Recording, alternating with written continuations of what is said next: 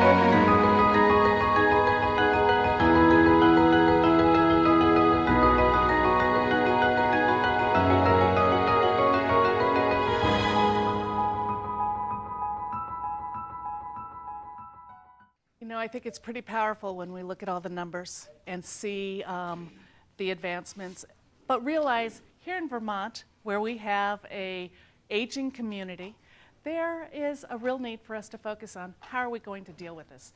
Right now, statistics, and I always hate statistics because I think that they're off, but I'll quote them anyway, are showing around 11,600 people in Vermont living with Alzheimer's. All right, we think that's low, but there is no proof that it is, so it's all algorithms. But what's showing is by 2025, we'll be up to 17,000 people living with Alzheimer's. As the baby boomers have moved into the risk age of 65 and older. But we also know that there are so many people who are living in the early stage or young diagnosis that are not coming forward or not knowing that what they have might be some form of dementia. So as we continue to increase the amount of talk, general education, and discussion about the disease, it is so much better. So today we're going to discuss, I hope everybody signed in, and you saw that we have comment cards or question cards at the front, and we'll bring those in here. So as you are talking with, as our speakers are talking, and then we move into our panel discussion, you can fill out a question. I know we're not going to get to all of them, but we're going to try and do that. And Fran Stoddard is here today as our moderator and host. Fran is a media consultant and so well known by so many of you from her presence on Vermont Public Television and other broadcasts and documentaries. So Fran has graciously shared her time with us this morning, and I am so happy to welcome you. Thank you so much. You're welcome. It's great to be here. Yeah. Alzheimer's is, you know, it is, I think there is a lot more recognition that this is something that affects us all Mhm. and will affect us all, and it's great to see you all here and that we continue to move forward and try to make the lives of those affected better. Thank you. It's great to be here. So I'm going to turn it over to you in a second, but I wanted to also let you all know that CCTV is a sponsor of today's event, and Jackie is here taping it. That's why we are doing cards rather than personal comments, so we can have everybody clearly understood on TV. And I will share the link with you all as soon as Jackie shares it with me. They do a little bit of editing so that everything looks really smooth. So, and Home Instead was gracious enough to be a co-sponsor on this event with the Alzheimer's Association. So Patrice, thank you so much for doing that. We have volunteers here.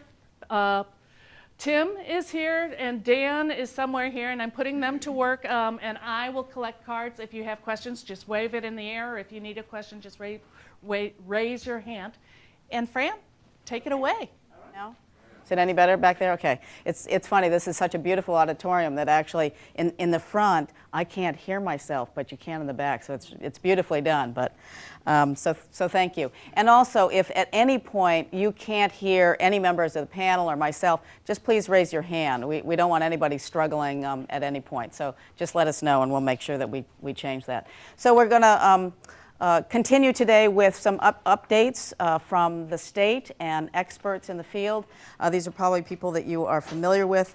Of course, Dr. William Pendlebury, who is the medical director of the Memory Center at Fletcher Allen Healthcare, will start things off. After him, we'll have Rhonda Williams, who is the chronic disease prevention chief at the Vermont Department of Health, followed by Vermont's commissioner of the Vermont Department of Disability, Aging, and Independent Living, Dr. Susan Weary. So we'll start with Dr. Pendlebury. It's amazing. I can't even tell that this microphone is on. So Martha asked me to do two things in 5 minutes. One is to give you an update on excitement and challenges in the world of Alzheimer's disease research. And the other was to talk a little bit about what's going on in Vermont related to our efforts to increase awareness of early-stage Alzheimer's disease. So this, of course, is Alzheimer on the left, and on the right, his most famous patient, who interestingly, her initials were AD. And this is the patient in whom Alzheimer originally described the clinical and pathologic features of Alzheimer's disease back in the early part of the 20th century. So this is my task today in the world of Alzheimer's disease: what's exciting, challenging, and going on in Vermont. And what's exciting and challenging is for me to try to explain this slide to you. And unfortunately, I don't think I have a pointer. Is there a pointer, Martha? No, there is not. No.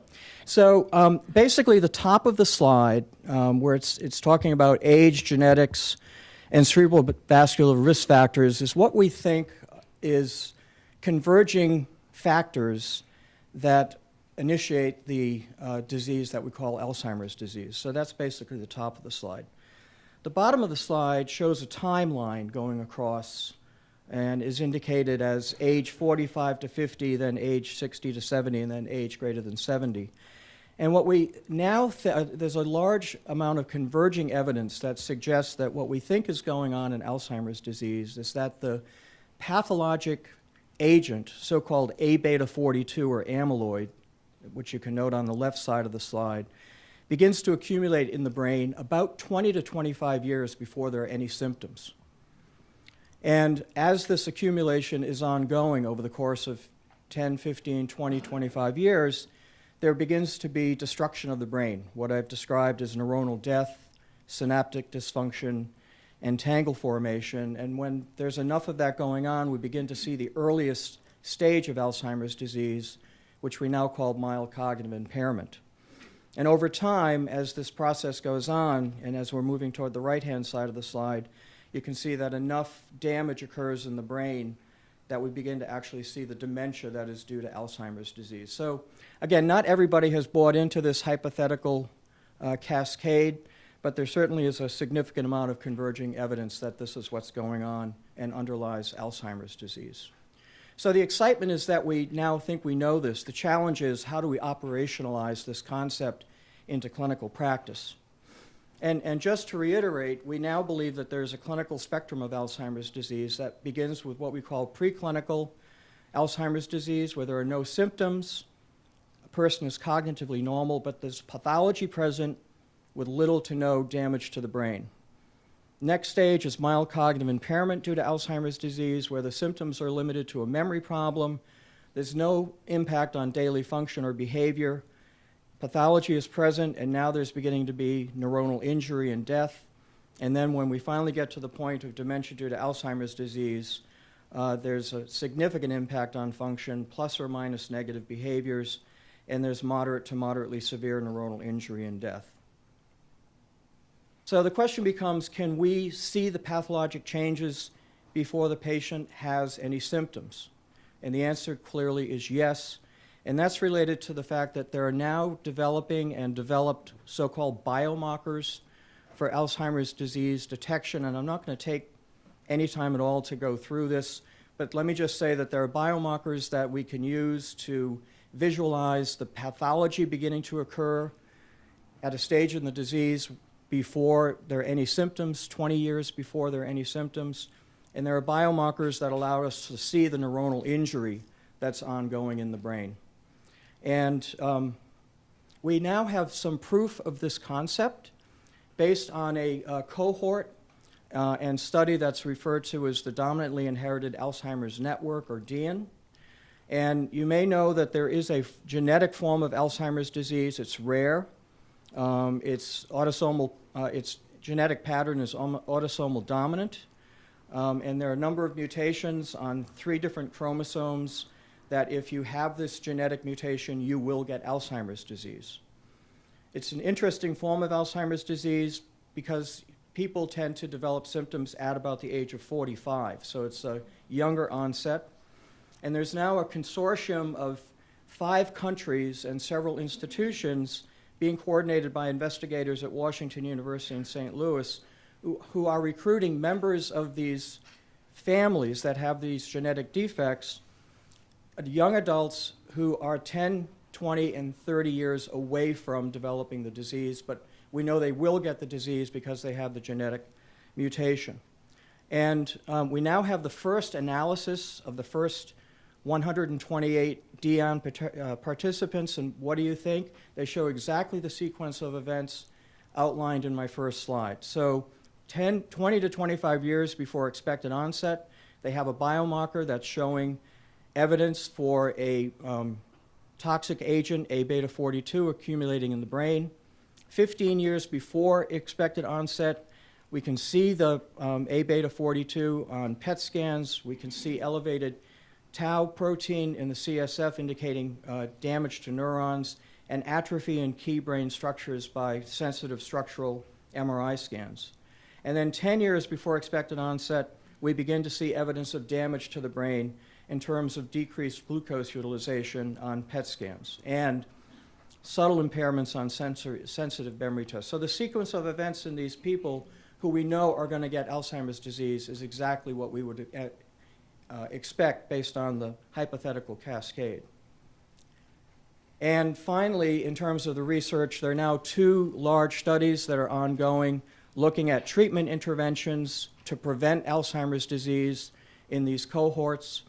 One is called the DIAN study, and the other is called A4, which stands for Anti-Amyloid Treatment for Asymptomatic Alzheimer's Disease. The results of these studies is years away, but they have started, and subjects are being recruited.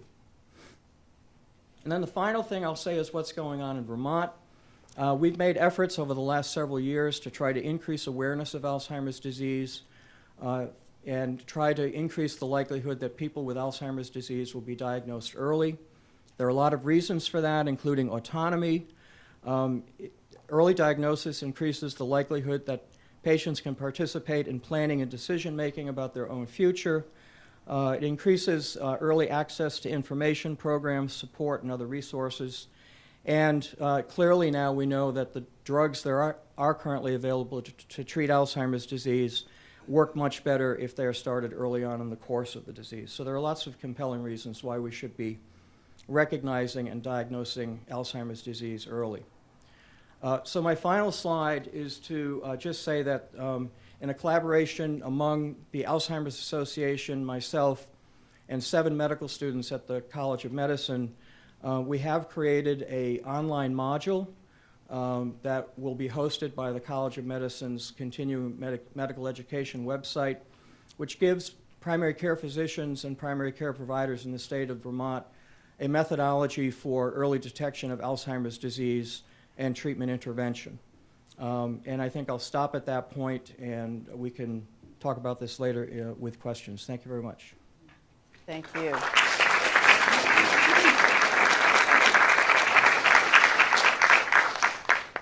Terrific. What a sum up of a lot going on. Rhonda Williams will then follow up right now with what's going on at the Vermont Department of Health. Rhonda, thank you. Fran. Thank you, everyone, for the invitation to be here. Can you hear me okay?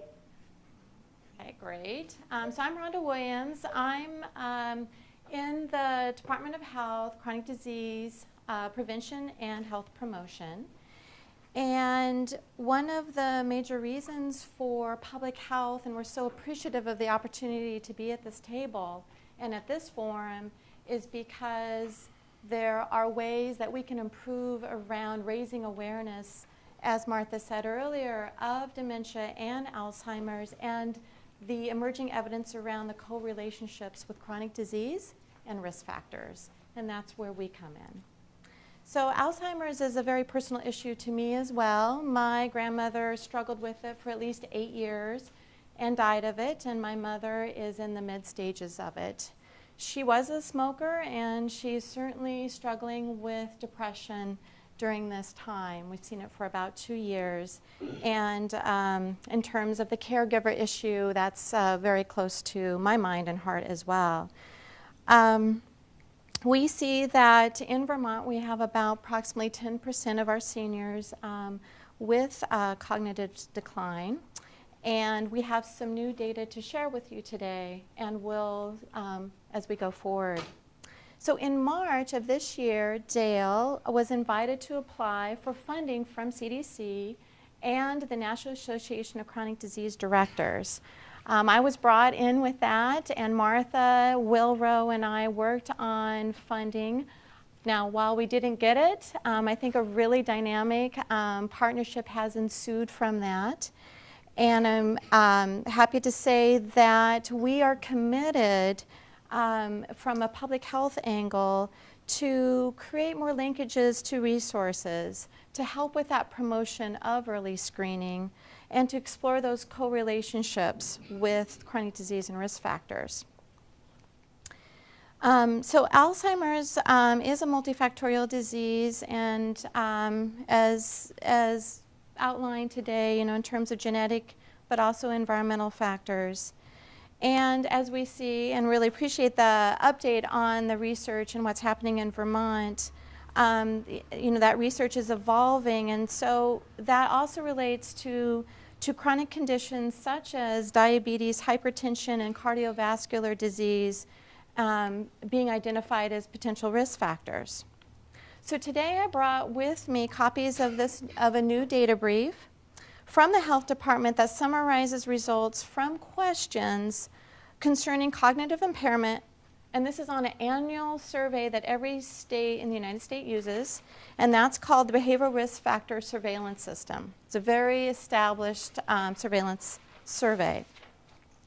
Because this survey does not capture individuals in groups or in nursing homes, these numbers are likely underestimated. Results show that in 2013, 9% of adults in Vermont self-reported experiencing cognitive impairment, and for those over age 65, it was 12%.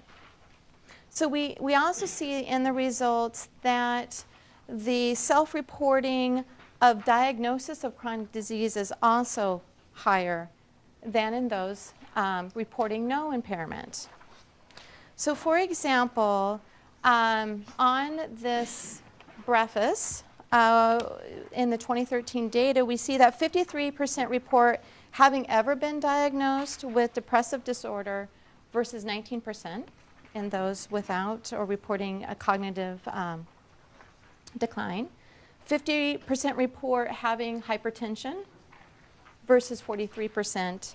And cardiovascular disease is more than double in those with cognitive impairment. So overall, also, the results show that those with cognitive decline report significantly higher rates of poor physical and mental health. And risk factors, including smoking, are also an area of research. The BREFAS results show that 38% of Vermonters experiencing cognitive decline were current smokers or are current smokers in 2013, as opposed to 15% of those with no decline. These results show Vermonters who are experiencing cognitive decline have higher rates of chronic diseases, depression, poor physical health, and smoking behavior than those without cognitive impairment. Public health has an obligation to address cognitive decline through our current chronic disease programs and to look forward to what else we could and should be doing. In the areas of mental health, integration, nutrition, promotion of physical activity and connection to physical activity programs in our communities, as well as tobacco program resources. One program that I oversee is called 802 Quits, and we provide in-person, online, and by phone support for those who are seeking to quit, want to remain quitting, or want to help a family member to quit. So through working to integrate chronic disease efforts and to decrease smoking prevalence, public health can lend a hand in at least combating the impact of dementia in our state. And as I mentioned, we do have resources around promotion and linkage to physical activity, nutrition, and other chronic disease management programs. We welcome your input, we welcome your involvement, and thank you again for having us here today. Great. Thank you, Rhonda. And now we have Commissioner Dr. Susan Weary, who will catch us up on what's going on at the state level. Good morning, everyone. I want to start off by thanking Martha Richardson for the opportunity to be here today, and also thank all of you for coming out to join in this conversation about Alzheimer's. I'm pleased to report this year that thanks to the leadership of Will Rowe, our partnerships with service providers, with the Alzheimer's Association, and newly with the Health Department, we really are making great progress. And if you've just heard, in our new partnership with the Health Department, or I should say our expanded partnership with the Health Department, we have been able to get these surveillance questions you were just hearing about dementia and about caregiver stress. And this is the way it begins. We have to first describe the problem, the scope of it, the magnitude of it, so that we can then begin to identify both prevention and early intervention points. So we are just thrilled about this new appreciation of and expansion of Alzheimer's disease as a real public health issue. And that is, I got to tell you, from a state perspective, a very, very exciting development. This year, we're going to continue also our work with the Governor's Commission on Alzheimer's disease and related disorders in their 3 top priorities, which is raising awareness in both the public and among leadership, in implementing strategies around early detection. Will tells me the Commission is particularly excited about the Dementia 6th Vital Sign campaign that is going on. And then thirdly, to promote the use of evidence-based strategies in the work that we do with caregivers. In the state fiscal year that just ended, reinvestments from our Choices for Care program, which is Vermont's name for its long-term care waiver. For those of you who are not sort of part of the whole state mentality, this basically describes Medicaid-funded services that in Vermont one is able to receive at home, through adult family care, through shared living providers, in assisted living, in enhanced residential care, and in nursing homes. Because many years ago, Vermont made a commitment to increase choice, access, flexibility, quality across the spectrum of long-term care needs. And we call it Choices for Care, kind of a nice name. And in the past year, in the year that just ended, strategic investments, I don't want to miss any here, but we had strategic investments that provided funds to our area agencies on aging to allow them to increase mental health services for older adults.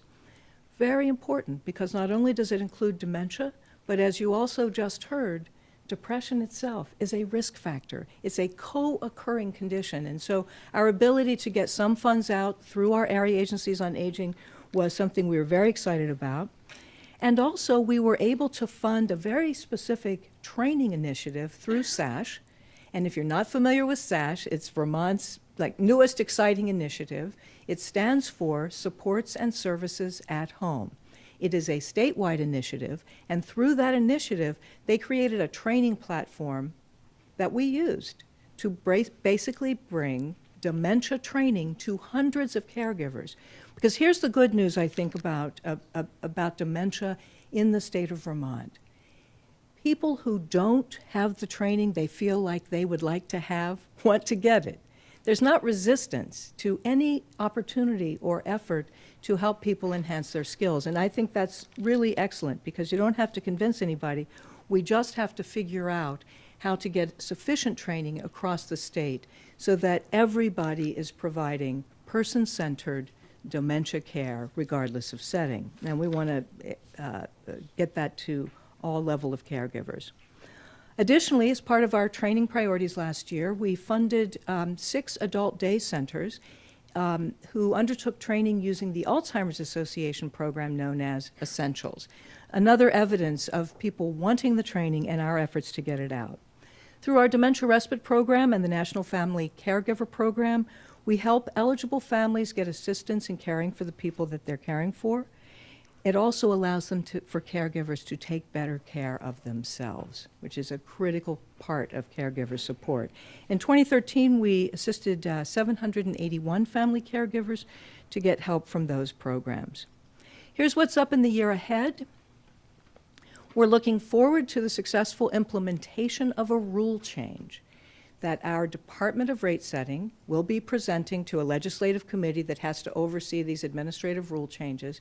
And they'll be going to that committee and asking for permission to change a rate structure that will allow us to begin to embed person-centered dementia care in nursing homes. We are so grateful to the legislature for funding this last year, and it will allow us to put what we are calling companion aids into long-term care settings, nursing homes to start, only 5 of them. It's a beginning, not an end. First step, and we're very excited about what we know now about person-centered care, being able to take it into nursing homes. And if this is approved, we think it will be, we hope to be able to launch this in January. And what we'll be doing is soliciting applications from nursing homes in Vermont who want to participate in this initial pilot. We'll be looking for one from each part of the state. So stay tuned on that, very excited. This will also further enhance, we think, our outcomes on the Medicare-initiated National Partnership to Improve Dementia Care in Nursing Home, which they launched in 2012 in response to findings that we were overusing antipsychotics. And you may recall I talked about this at the last town hall meeting. Vermont was one of the first states to make significant gains, and it was a good thing because we were one of the worst offenders. So we made great gains in reducing the inappropriate use of antipsychotics. Those gains in those homes which adopted the OASIS curriculum, which is something that we were promoting, have maintained those gains and have made further progress. So we're very excited about the progress we made there, and the companion aids is just going to take this to the next level in our embedding person-centered dementia care, which is the term I keep referring to. The Federal Administration on Community Living, which is our federal oversight body for the State Unit on Aging, just endorsed our 3-year state plan, which through a statewide needs assessment did identify gaps in mental health services, including dementia, as one of the key things that we should be paying attention to. It also, in our statewide needs assessment, in our state plan, identified a need in Vermont for greater oversight and accountability in the services and programs that we have. So we're very pleased to report that Dale has made, along with the other departments in the Agency of Human Service, adoption of an outcome tool you've probably heard about from the United Way called Results-Based Accountability, or RBA. And using this tool, we ask 3 key questions about every state program. What are we doing? That means how many do we serve? How well are we doing it? And as a result, is anybody better off? So we're increasingly putting our programs through that mantra of what are we doing, how well are we doing it, and is anybody better off? And the state legislature, in their wisdom, Patsy, this year codified that approach, the RBA, and we're going to be expected to present our budgets that way, to come in and say, this is the public dollar, this is what we want to spend it on, and this is why. And I'm very confident that when we apply that to the programs that we have, we're going to do very well. Finally, well, not quite finally, but almost finally, we've been talking a lot, we heard some numbers about the prevalence of dementia, and we are an aging state. And as we have more and more Vermonters getting past the age of 85, we have an increasing number of people living with dementia.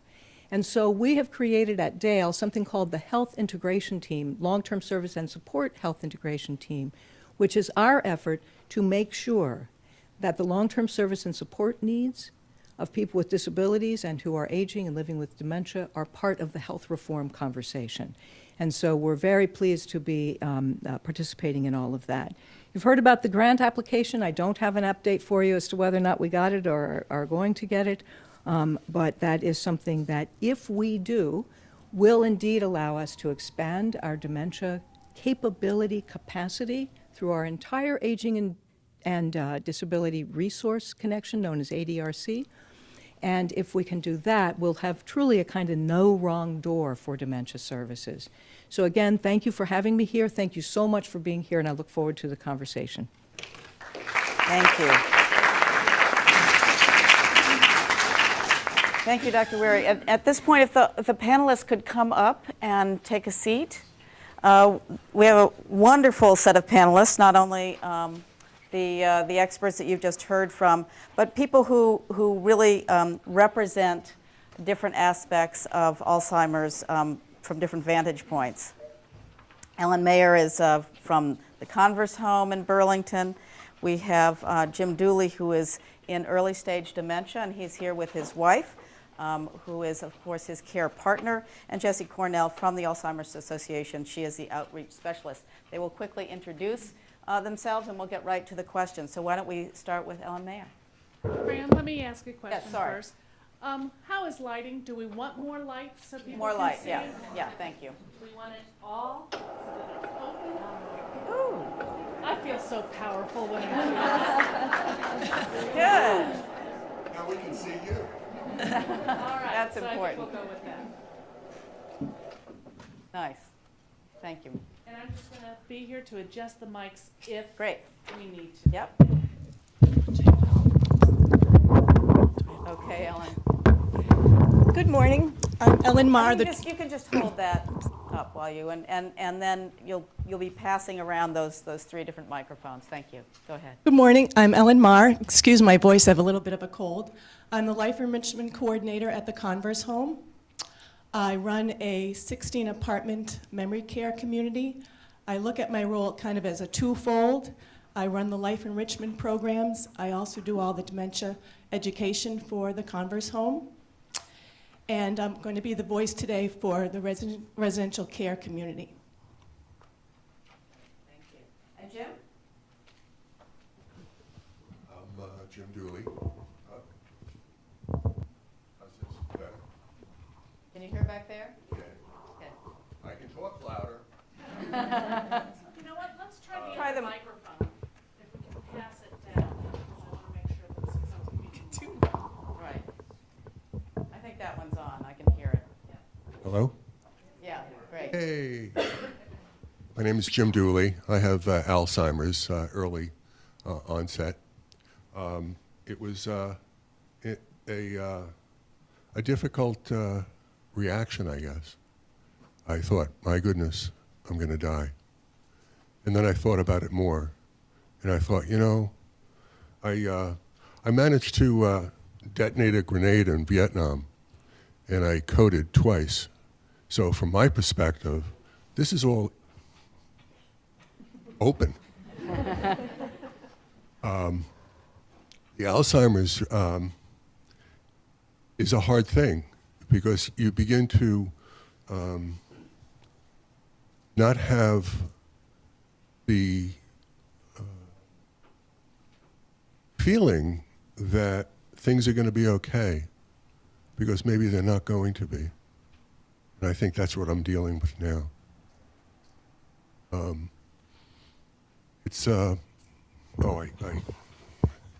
went through my family history. Holy moly, no wonder I have it.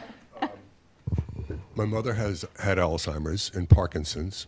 My grandfather had Alzheimer's. My grandmother had Parkinson's. My Aunt Adele had Alzheimer's. Aunt Grace had Alzheimer's and head injury.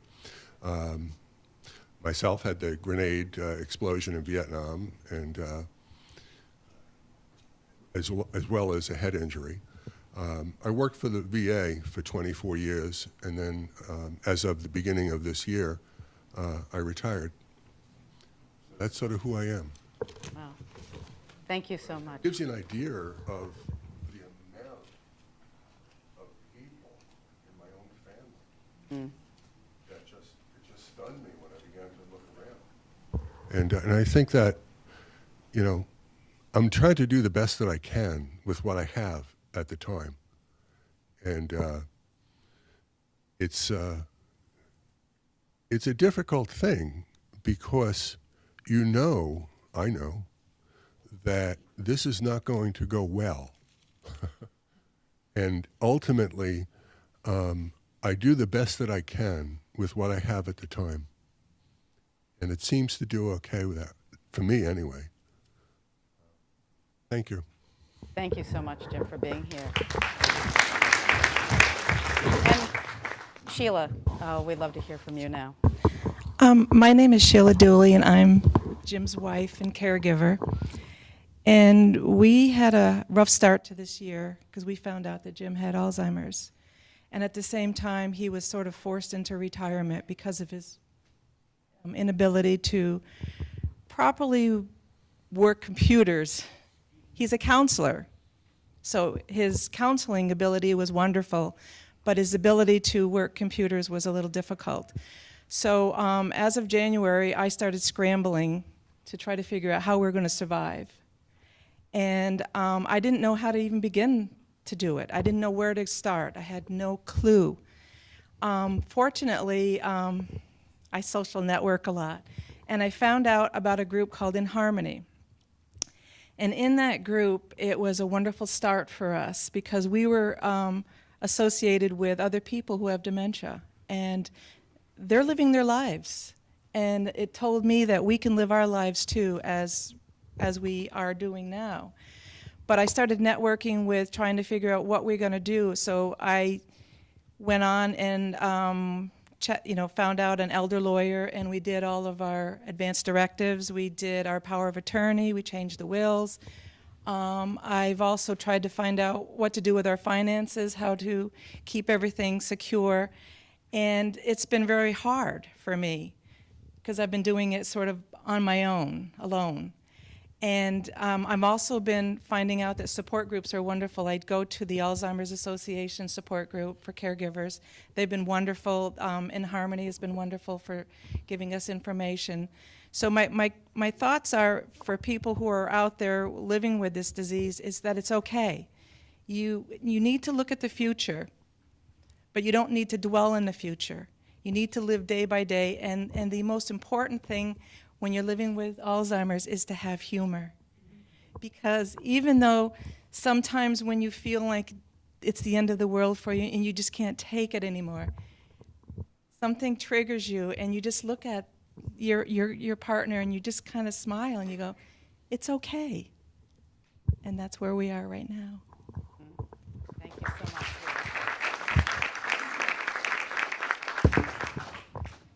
And finally, Jessie Cornell. She's the outreach specialist at the Alzheimer's Association. Good morning, everyone. Thank you so much for being here. As a staff member at the association, I'm very fortunate to have a community. When I look out across this room and I see these folks that are spreading the good word and doing the amazing work that you do, we couldn't do it without you.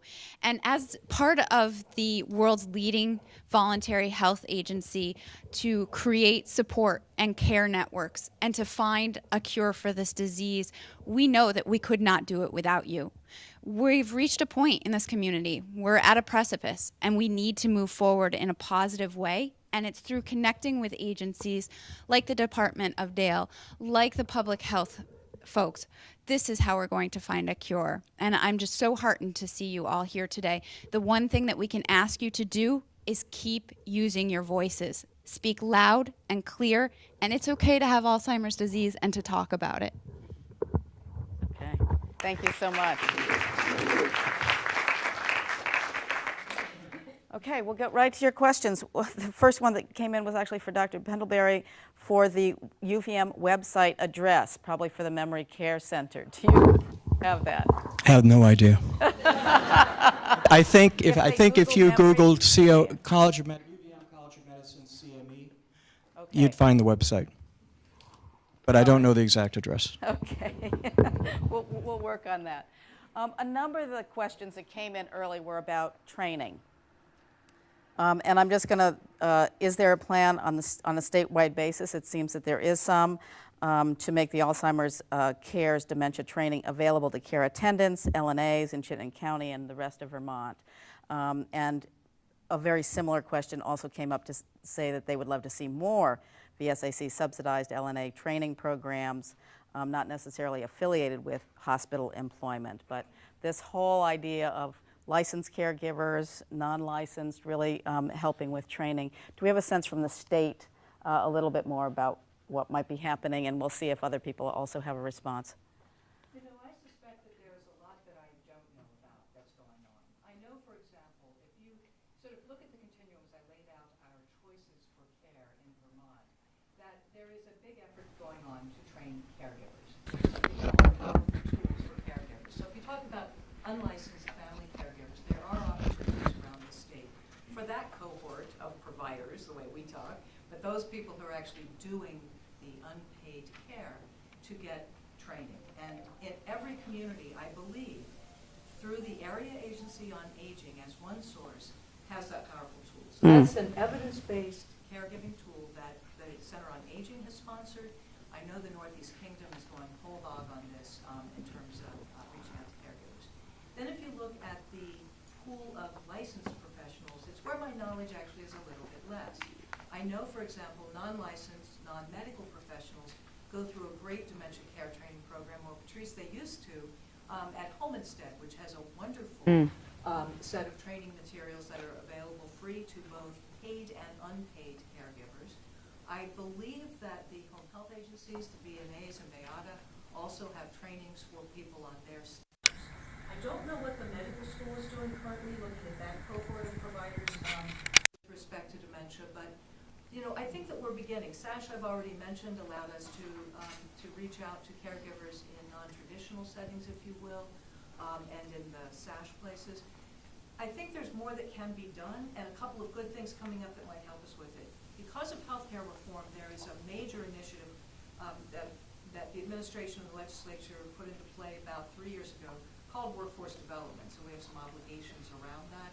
So we're taking a very systematic look at workforce needs across the spectrum, not exclusive to dementia, but dementia training will certainly be included in that through those efforts. And so there's a big workforce development subcommittee in health reform. So there's a lot going on, and I think the stage where we are at the highest level, meaning the 30,000 foot view, is to make sure we know what's in the landscape. Secondly, to figure out where we can get the most bang up front, and I believe that is in supporting at-home caregivers, family caregivers, which is why our efforts are around supporting things like the Homestead efforts, the Best Friends approach I think they're using in Northeast Kingdom, and powerful tools coming out of our Center on Aging. Great. And Ellen? I just wanted to share with everyone, excuse me, that the Converse Home is sponsoring a conference on September 24th, and it's celebrating the quality of life and meaningful programming with people with memory impairments. And it's free. It's limited to 30 people. We have 6 slots left. There are some brochures up in the front. If people are interested, that's available also. This might be in the same realm, but while you have the microphone, this is, what are you doing to educate nursing home and hospital workers in Vermont?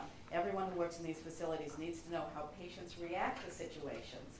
That this is a very, special type of patient, and all pay grades from top to bottom. Any worker who tells a patient to push the emergency button, that might be forgotten very quickly.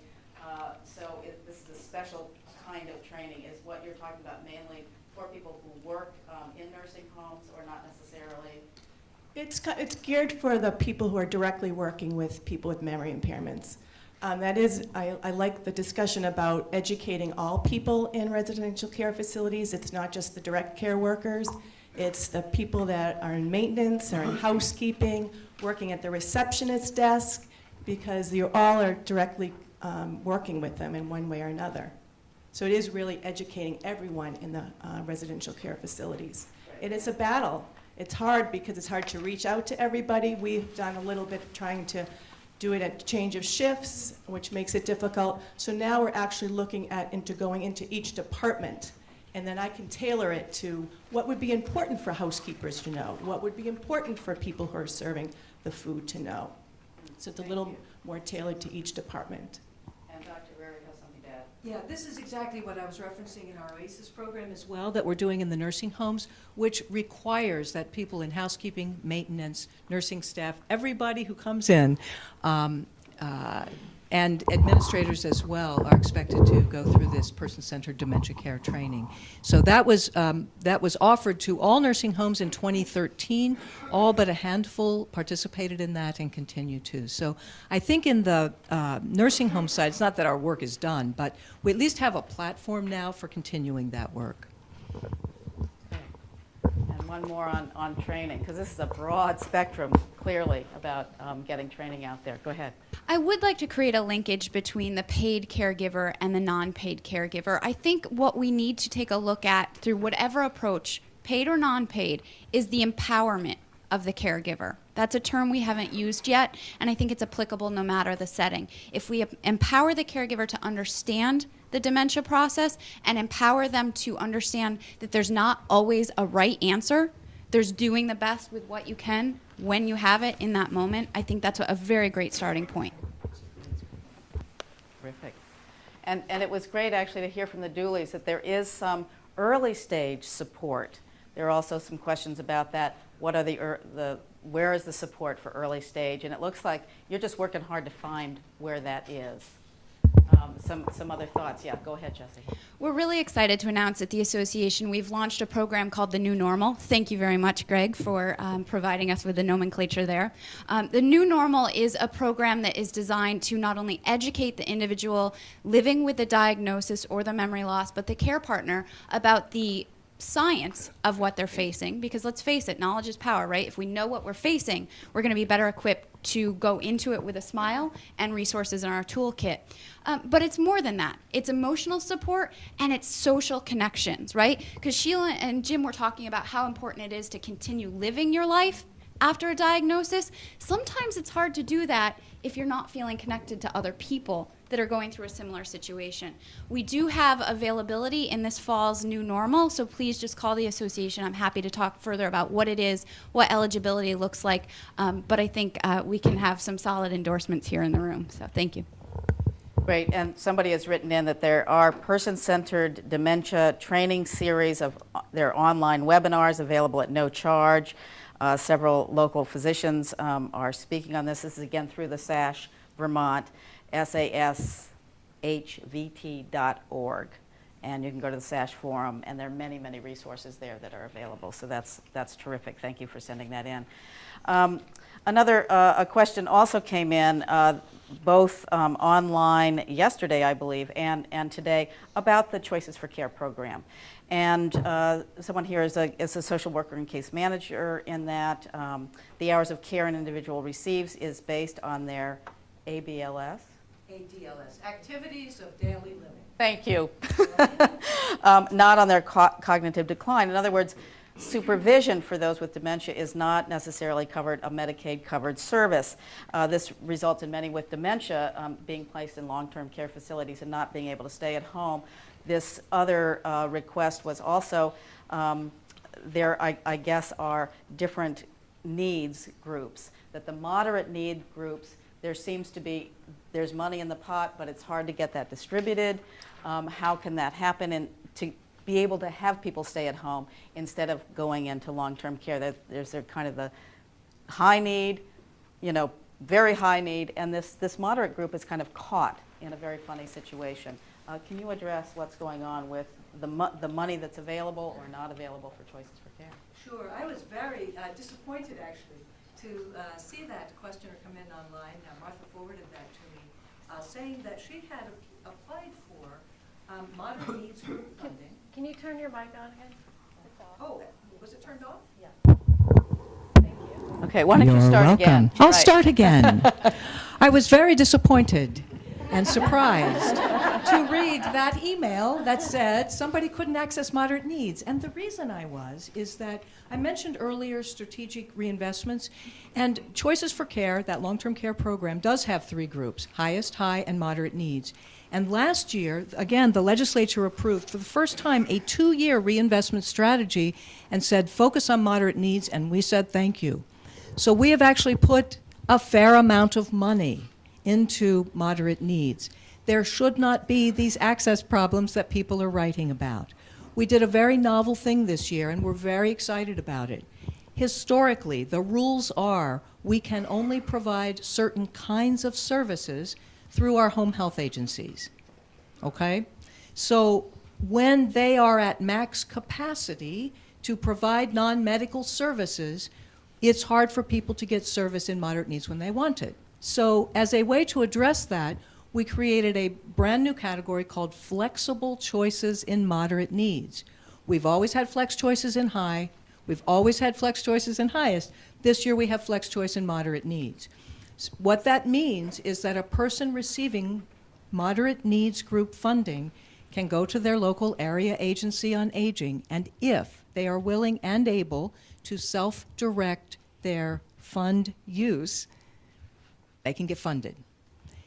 It's that ability to self-direct that is critical here, because if you go through your agency, our rules still require that the agency must be one of the home health agencies. So that's the way it is. There are lots of pros and cons. If you want to go online and look at our report that was done in 2012 as a result of Act 62, we've had an ongoing discussion with the legislature about whether that rule should be changed. But moderate needs does have a flex choice, and there's money. There are no administrative glitches. If there is a local glitch, please let me know. Or more simply, just go directly to your area agency on aging or your council on aging and ask them to help you with this. That said, is there ever as much money as we would like? No. Will people find limits on the number of hours they want? Yes. It's a negotiation. We're trying to serve as many people as possible with what we have. To the first part of the question about activities of daily living, moderate needs does not require as significant a degree of impairment as the high group does. The questioner is absolutely right. Supervision, if you can still do something for yourself, then it's a little harder to access the high needs funding. It's the way it's set up, we're looking at it. But moderate needs, you don't have to have a very significant degree of impairment. You do have to have an identifiable need. The other great thing about moderate needs, you do not have to go through Medicaid. The questioner who wrote to me, who wrote to Martha, actually said, we're not eligible for Medicaid. In moderate needs group, you have to be eligible for something called community Medicaid, not to get to, this is like really wonky, but the rules are complicated.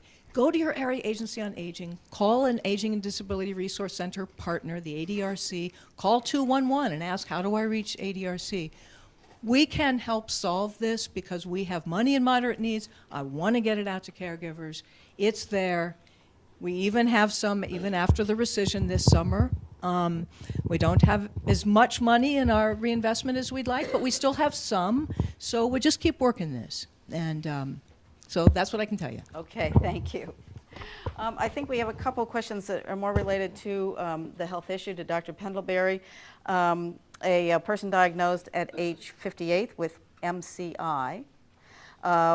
Would it be appropriate to have their children tested in genetics? It's very interesting, that Jim also brought up this whole family and related. How much do we really talk to our family about these things and get them tested as well?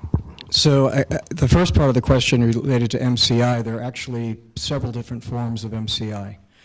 And the one that is most predictive of being early Alzheimer's disease is so-called amnestic MCI. So the first thing is you have to be careful about using the term MCI in terms of whether it's predictive of being the earliest stage of Alzheimer's disease. Not all MCI is. And it can be difficult to know which people are going to progress and which people are not going to progress with that diagnosis to a more full-blown dementia. Current recommendations are for no genetic testing. There really are there's no particular reason to do genetic testing in somebody with MCI unless they are part of a pedigree, a family, in which there's the autosomal dominant form of the disease. In families with the autosomal dominant form of the disease, and like I said in my presentation, there are only 1% to 2% of people in the world who have this form of Alzheimer's disease, then there may be a rationale for identifying asymptomatic people in the family to see if they're carriers of the disease, of the gene, and therefore will get Alzheimer's disease. But in garden variety Alzheimer's disease, sporadic Alzheimer's disease, in which there is not a specific genetic cause, there's no reason currently, and there's no recommendation currently to do any specific investigations of family members, most especially children, of people diagnosed either with MCI or, for that matter, with Alzheimer's disease. And while we have you, a connection between alcoholism and Alzheimer's, is there a documented connection? Well, I guess the way that I think about this and that most people think about is there are many toxins that damage the brain and make it more likely that if a pathology then develops later on in life, that it'll be more likely that that pathology will affect a person's cognition and function. So clearly, people who have a history of alcohol abuse are at higher risk for developing dementia later in life, not necessarily because the alcohol itself, although alcohol itself can cause dementia, alcohol can damage the brain in certain ways, leading to a higher likelihood of then additional pathology, say due to Alzheimer's disease, manifesting itself at some point. So the answer is sort of yes and no. Not a direct correlation of alcohol being a risk factor or cause of Alzheimer's disease. And one more hospital-related while we have you on the spot. But this came up earlier, but wasn't addressed specifically. But how are general medical practitioners trained so that people seeking care from primary doctors are treated appropriately and respectfully? This might also be Vermont Department of Health. But how are general practitioners really getting the training that they need? I think you talked about a program that you were piloting or doing right now. Well, I think one of the problems we face, not only in Vermont but throughout the United States, is that,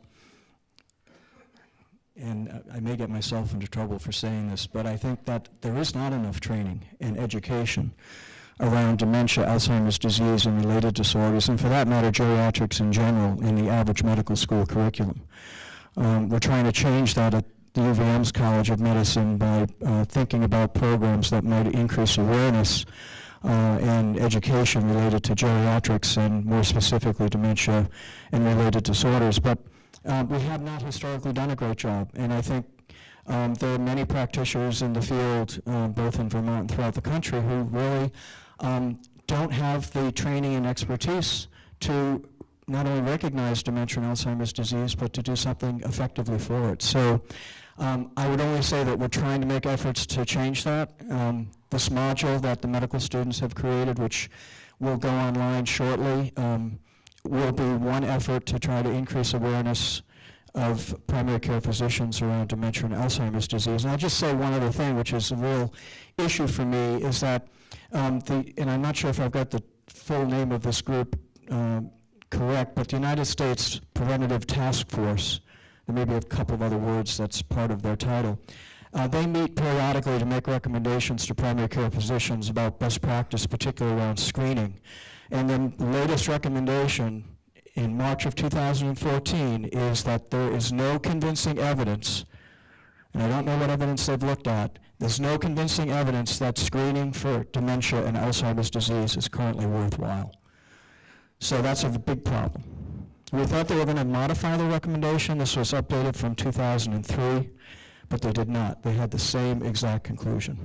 So that would affect granting and monies, I would. And practice. I mean, primary care providers pay attention to these recommendations, and they're being told by this national organization that there is no convincing evidence in the literature, which, you know, I'm not sure what they're reviewing for their recommendation. I mean, we're hearing this morning about the rationale for recognizing this disease early so that people can be proactive about what they have. And to not screen for this on a regular basis, to me, makes no sense. Another question just came in this morning. Any thoughts of educating communities in ways to create dementia-friendly communities? And maybe even experiential. Thoughts, Rhonda, you're nodding here. As we look at this as a public health issue, what can we do within our communities? Yeah, that's a really good question. As people may be aware, there is growing movement across the United States, and certainly in Vermont as one of the leaders in developing smart communities. These are interventions that look at zoning, that look at development of housing and incorporation of nearby commercial sites and recreational facilities so that we can more easily and more healthfully age in place. And the Department of Health is increasingly involved in this, in supporting this movement through our community coalition funding. And it integrates looking at both the prevalence and the need for addressing obesity, addressing where there may be less physical activity outlets that are free or low cost for communities. And certainly this should and can and will fold in, hopefully more and more over time, our communities and individuals and families dealing with dementia. Anything else about communities at large? Okay, we will move on. Here, sorry, I was just organizing all of these things. What is being done to revoke the moratorium imposed by the Vermont legislature preventing private home care organizations, if this is true, other than VNAs and Bayada, from providing medical nursing care in Vermont homes? Dr. Weary, clearly that's yours. Unfortunately, clearly it is. This is a sensitive subject, and I've alluded to it before, but I'm glad that it's coming up because I guess what I want to encourage, as I think Jesse and others have as well, is to keep your voices heard. Where that conversation needs to really take place is at the State House. We did, as I mentioned, do two things. The administration did two things. We commissioned a study in 2012 to look at this issue, and we got UMass Medical School, an outside group, to come in and look at the pros and cons of opening our system. And the conclusion of that study was that that it was time to expand and to lift the moratorium. So we had some discussion about that with the relevant committees in the legislature. And in 2012, there was a decision not to take action because there are pros and cons.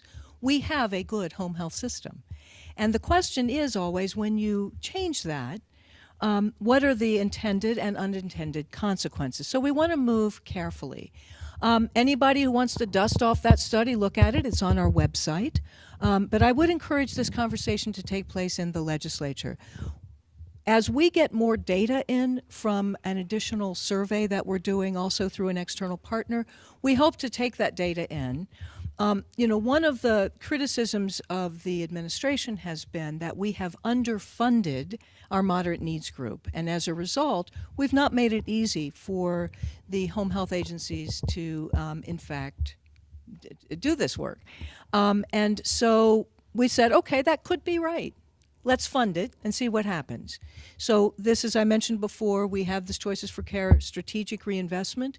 At the end of this fiscal year, we'll know if putting additional funds in was sufficient to remove barriers. And if it wasn't, then it's probably time to dust that off and look and see if we need a different kind of intervention. So what's being done? Data's being collected. Money's put into the system to see if that were in fact the problem.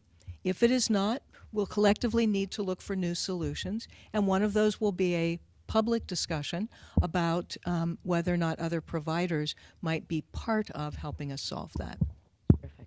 Thank you.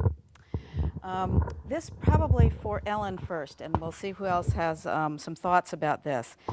Do you feel that communication between family members, caregivers, nurses, and physicians, specifically in a care facility, is adequately addressed? And if not, what could be improved? Well, speaking on behalf of the community I work in now, I believe the communication is very open. I have worked at another community in Maine where I did not feel it was open, and I think it all starts from the top, that the executive director needs to initiate open conversations with staff and family members. So that's how I feel about it. Okay. And I'd just like to ask the Dooleys if you feel that your communication with your physicians, with the different people you're interacting with, have you felt that's the communication is good and positive? Can it be improved? I do feel that we've had good help with our physicians and direction. We're followed by the memory center, and we're followed by a primary care, and we're also followed by the VA because Jim is a veteran.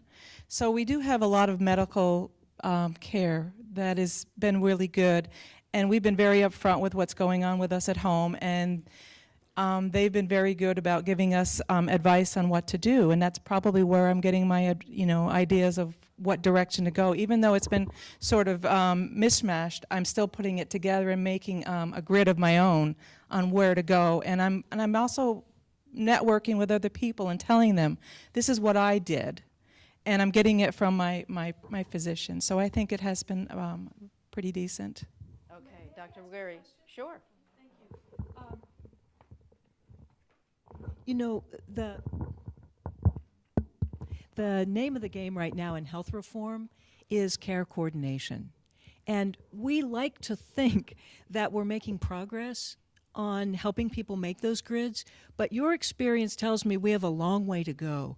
What advice could you give us on how to help with that coordination of services so you don't have to make your own? I mean, maybe it's not a bad thing to make your own spreadsheet, but we're trying so hard to make it a little more one-stop shop. Would you like to see that remain with your physician or through the area agencies on aging or private not-profits? Because coordination is where it's at. I think I'd like to see it stay with the physician because that's who we kind of go back and forth with. And I think it would be great if, say the diagnosis came down the road and we were handed like a grid and say, okay, this is what you need to do, like an outline. And whether you follow the path exactly or whether you can choose your own path how you want to do it, but it gives you an outline of where to go. I didn't know where to go. I mean, I had to kind of seek out my own help and figure out which direction to go into. I mean, I went into emergency mode of how are we going to survive this. And I think if I had been given a grid from the onset, I would have been able to been calmer about it and maybe moved on it maybe a little bit slower and not try to do everything and put the fires out. Thank you so much. That's really very helpful. And Will, I hope you're paying attention. Because we do want to take that to the health integration team, I think, and see, because that would seem like, one place, Bill, I'm thinking that might, at least from the publicly funded programs, we ought to be able to provide that to the memory center. So when somebody comes there, or provide it to the primary care physicians. The problem is, I think, for the, oftentimes it's like, well, the state should do something. Well, the state only does like a little piece of the action, really, the publicly financed programs. So oftentimes, if you're not eligible for public funding, we don't actually have the information you need for the grids. So we have to kind of work on that. And Jeannie, maybe that's something the center can also help us with. But thank you so much. It's an excellent suggestion. Another question before we get to the some big overall ones, just to begin to wrap up here. How can the state, and whether this is the state or the Alzheimer's Association or whoever it is, influence federal Medicare to allow persons with Alzheimer's, but no other terminal diseases like cancer, to access hospice sooner than the last few days of life? An interesting question about the whole Medicare and eligibility for hospice. Don't have a clue as to how you influence the federal government to do anything. That said, are there any people in here connected with hospice who actually even know if that's a true statement? Because I didn't think that was true. There's no reason why a person with Alzheimer's should have to wait to the end. Yeah. Did, in the back, there's a response then. You're absolutely right. You do not need to have a terminal diagnosis with dementia can access hospice care. Okay, so you do not need a different diagnosis for hospice care. Absolutely. Great. Well, that's perfect And information. earlier access allows, so much more that, it's not state funded, so much more of companionship and caregiving and volunteers, social work that can help, get you through a grid, and spiritual counseling for so it's really an all-inclusive great benefit for dementia folks. Thank you so much. Hospice is so great, and we underutilize it in Vermont. So another plug for that. Well, just in terms of another real situation, my sister died of Alzheimer's disease, and we were evaluated for hospice 2 months ahead of time. She didn't have any major cardiac issues, no cancer, no other medical problem, and she was not yet at that point where she was eligible for hospice. It wasn't until the last 4 days of her life that we were able to utilize hospice. And hospice made a huge difference just in those last 4 days of life. And so that's my question. Let's take a look at this, because I don't know why that happened. I really don't. We have made efforts to increase access, and I don't know enough about it to know how that might have happened, but we've heard that it need not have happened. So let's look at that together. I'm not sure through what, maybe through SASH, that's a Medicare program. Maybe you guys can help at SASH. But let's look at that and make sure we get the facts out. And then when we hear individual stories, we can try to figure out the specific barriers. I think that's going to be more effective than, frankly, trying to get the federal government to do something. So in conclusion, we're summing up here, what is the single most important message to convey to the public on this issue? And just to bring it in, maybe one of you will address what's the most important thing that can be done to improve support for caregivers. But maybe, just one thing, the most important message that you can get across. We want to go down the line here. Give it a whirl. Thank you, Doctor. Well, I guess I'll go back to what I've been preaching for at least 2 decades, which is early intervention. There are still many people in the state of Vermont who have Alzheimer's disease who are unrecognized as having Alzheimer's disease, and part of it is because the families are not being proactive to bring those people to the attention of both the healthcare system and the state in general. But the other is what I've alluded to earlier, which is that as a profession, at the primary care level, we are not doing a good enough job to screen and recognize people with cognitive impairment due to early Alzheimer's disease. So I think one of the key things that we need to do is to increase our efforts, redouble our efforts at education. It's one of the reasons we've created this CME module.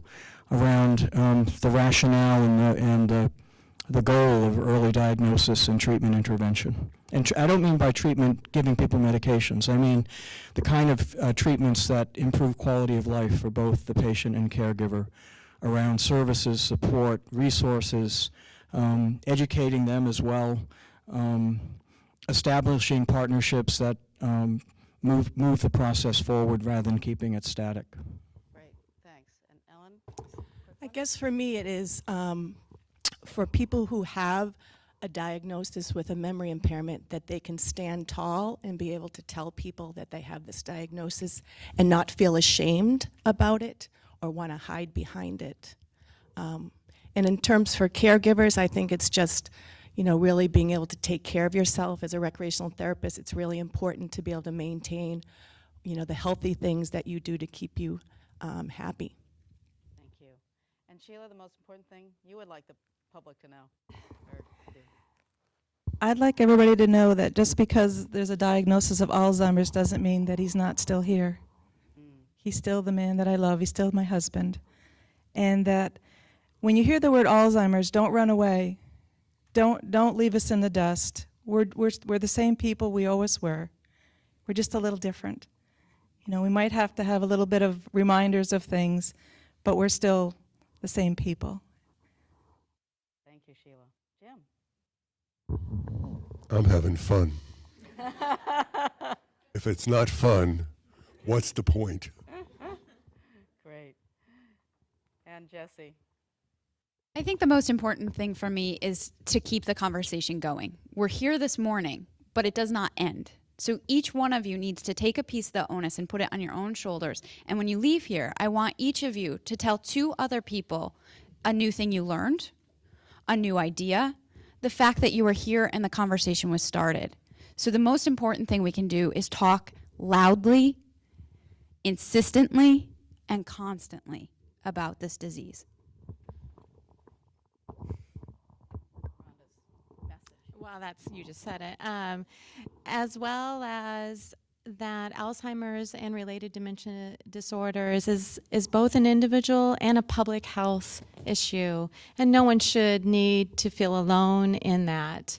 And what we can offer at Public Health, never refrain from asking more of us. We're asking more of ourselves around what can we do with our programming, our resources, and in partnership and engagement, both at the community level and at the state level. I guess I'd piggyback on Jesse as well. Speak up, speak out, don't be afraid, assume the best, and let's work this as a community and not in an adversarial way. We can make so much progress working together, public and private institutions, so don't be afraid. Thanks. Thank you all. This has been a fabulous panel. We're going to, I'm going to turn it over to Martha, and the panel has to stay for a photo afterwards, so don't move. Thank you so much. It's terrific, Martha.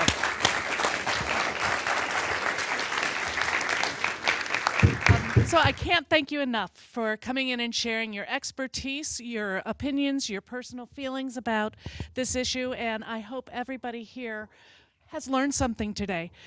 Jesse and Dr. Weary and everybody has said it. Keeping the conversation going is the most important part. Fran, you did a marvelous job. Thank you so much. Very welcome. We're honored to have your expertise and your sharing with us, and we might invite you back next year. So it is part of a conversation, and we need to have everybody involved with it. So part of that conversation is I would love you all to send me an email that tells me how you felt about today. What was good? What was missing? What we need to do for next year, because I hope that we will continue to have this be an annual town hall meeting. And how do we get the room full? Okay? We sent out to a lot of people, but we didn't get to the whole network clearly because the room isn't full, and we know how many people are concerned about this issue. So I thank you all so much. A couple of things I wanted to say on the USTAG task force or whatever. You know, the National Alzheimer's Association worked really hard to get them to move into the recommendation of early diagnosis, our early detection. Our feeling was that with all the work, what was being said is exactly what you were saying, that there isn't that results-based accounting evidence that's clear. Not that it isn't good, but that enough of the evidence has not reached them to make a call that it should be a best practice. That's not saying it shouldn't be done, but we need to get to that point where the review is, yes, this is the best practice, and keeping voices going is there. When we talked about the idea of the grid and all of that, what I want to say, and Jesse knows this very much, the Alzheimer's Association would really like to be a partner in that. And we have an outreach going on, and Dr. Grundle is helping us with outreach to our physicians, that it takes time to talk about Alzheimer's. And we have the time at the association and the ability to take on that side that is talking about what are the next steps in doing your powers of attorney, your all of the planning that might be down the line there. Not that medical, but we can connect you and give you a grid on that side. So we need to develop those partnerships more strongly. Connect you with the area agencies on aging. Connect you with the VNA and where all of those other services come from. And we are here to be a conduit to creating the path to all those partners, because we do have a lot of people doing great stuff here in the state and in this room. What we need to do is get everybody connected and knowing where to turn and where to go to. So I hope that grant is going to come through. We'll keep our fingers crossed, and Will, I know you're going to let me know as soon as you know. But so right now, let's call it a day for this meeting. But again, I hope you will go out and spread the news. We will know probably within a week or two when CCTV is going to be re-airing this, and we will also put the link onto our website so that you can access it from there. So please stay tuned, check in, and suggest to those people you know have concerns that they take the opportunity to watch and then share their feedback with us. I know how to get in touch with everybody on this panel, and we'll get their opinions as well. So thank you very much, and enjoy the rest of your day.